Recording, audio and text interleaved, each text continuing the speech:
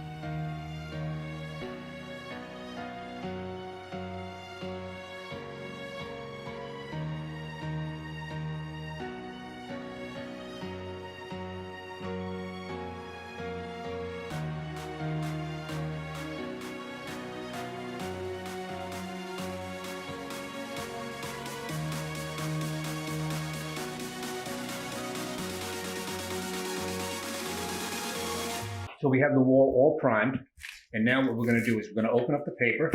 Now with this paper, I do know, as I saw it before, that this is the direction that it goes. So what I do is, since this is what is referred to as a drop match, that mainly is, I look at this piece of the pattern right here, there it is again, that's what they call the repeat. Since this is a drop match, the match to it is usually, I'll come up right about there, and it's usually right across the sheet from it. When I trim it, this was the near side cut. This was the near side match again. So across it directly, that's where the drop match falls in. So my near side cuts are always going to be this side of the pattern, and my far side cuts are always going to be that side of the pattern. Because I said this is a drop match. That's how it works. Every other sheet is the same. So we'll let that sit. So let's go back to this piece. So when it was dry, it was 20.5. And now that I put the adhesive on it and let it sit, it is about 20 3/4. So that's going to be my width of the papers. So when you do an accent wall, if the pattern is a very geometric, where let's just say it's a square or a circle, when you do an accent wall, you're going to want the same pattern on that side as this side. So if it were a circle, you need to start in the middle, find that center, and work your way out. So you have a half a circle on that side and a half a circle on this side that are the same. So what I'm going to do is, I'm going to mark off now. We know the paper is 20 3/4 when it's wet. So what I'll do is I'll go to the wall, and I'll start not at 20 3/4. I'll give myself at least an inch to trim. So I'll go with 19 3/4 and make a little mark. And now I'm going to do this the entire wall.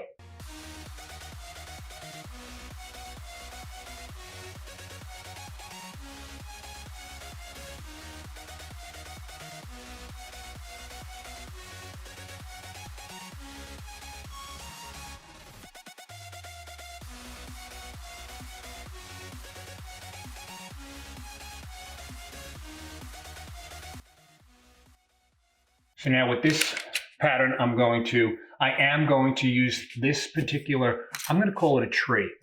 I'm going to use that as the center.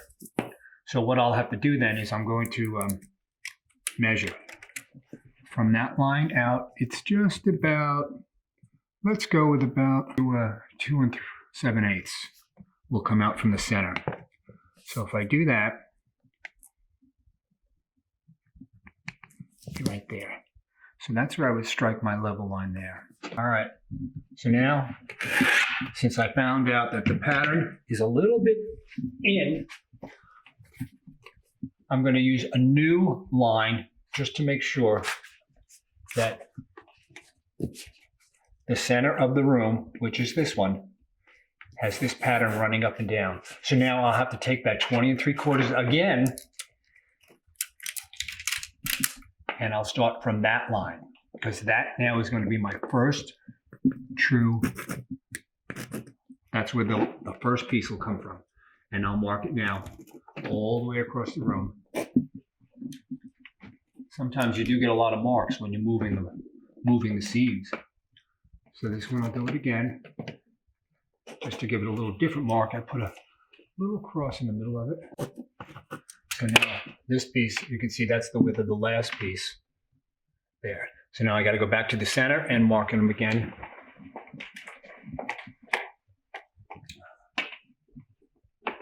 So again, this was the center of the room. This is where my seam will fall to make that pattern perfectly in the middle. And now I'll mark off 20 3/4 going this way.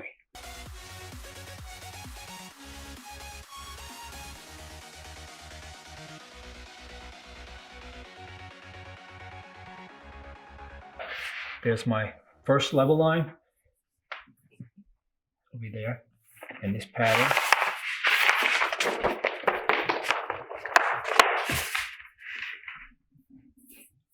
Will fall in line with that. So if I came back to the middle, my first one, let's just say I'm going to make it a near side cut. So then this one is going to be a far,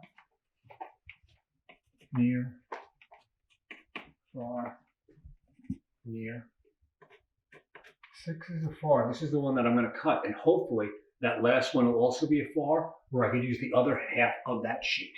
So let me come back to the middle, which is my first piece here. So 7, this one was a near side, so this one is going to be a far. Near side, far, near, far, and this is a near. So again, there's my near side cut. We're going to go straight across, and I always remember on this side, I got to cut around that triangle. So that's my near side. There's not a lot left here. This is great if you had doors and windows that we were going over, but we're not in this room because it's just an accent wall. So now that I know all these 3 pieces are all going to be near side cuts, because that's what a drop match is. Every other piece is the same. I'm going to go ahead and paste the first piece, and we're going to hang this one, and I'll go back to this corner, and then I'll come back this way. Normally, I'm right-handed, and I hang right to left. So with an accent wall, sometimes I do this just to make sure the pattern is perfect on the first piece. So my first piece is a near side cut. I already wrote that on the wall, my notes and all that. So we're just going to paste this one up. This is my already pre-mixed adhesive. I buy it in the 5-gallon buckets, and I put it on with a paint roller, just like this. You got to make sure you get all the edges, and I always try and come away from the paper. You don't want to have something like this happen. So you just roll it off, keep like this, but make sure all the edges are covered as we go. And then I put it right on top of each other, glue to glue. And I take my sponge and I clean off that glue that I had gone over the table. You want to try and keep the table as clean as possible. Always have a little water close. I'll pull this down because we got to paste the other end of it. And I always paste the top end long and the bottom short, so that I always know when I pick up the piece which is going to be the top and which is the bottom. And what I do is I open it up and I use caution tape. I put this at the top of the strip, and what I do is when I fold it over, I try not to I bring it up onto this paper so it's on that paper where there's no paste. The reason I do the caution tape is because when I go to the wall with this piece, I don't want to get adhesive on the ceiling. They just painted it. And when you get adhesive on the ceiling, it leaves a sheen, and just sponging it off, it just turns into a mess.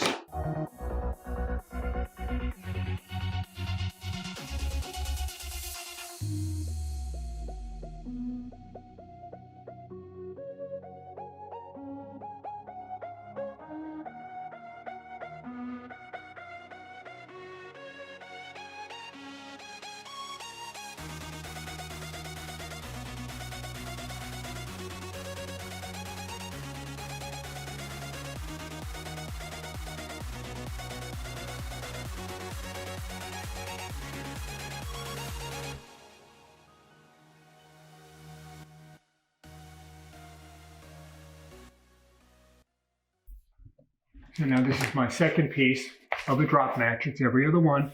So I find that match about there, raise it up just a little bit.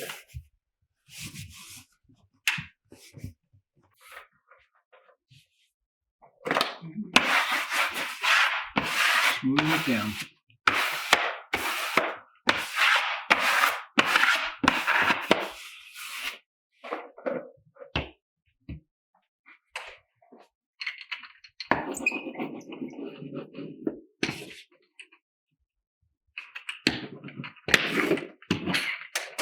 This piece is the one that goes into the corner, so I don't need the whole piece. So what I'm going to do is I did take measurements, and it comes out to about maybe 9.5. But I'm going to cut it at 10 inches, so I have a little bit to trim into the corner. And I check the width at a couple locations. Safe. So 10 inches will do us fine, and I'm going to make that cut on the table. I need this side, the left side, so I'm going to measure in 10 inches down here. And then I'll come up to the top, to the bottom actually, and measure 10 as well. And let me slide this over. This is my trimming edge. To this side of the table. Put it right on there. There's one of my trim lines. Here's the other. And I'll bring up my straight edge. And I put that right on those two marks that I made at 10 inches. And take my razor right along that whole straight edge. Take that right off. And that's the 10 inches I need.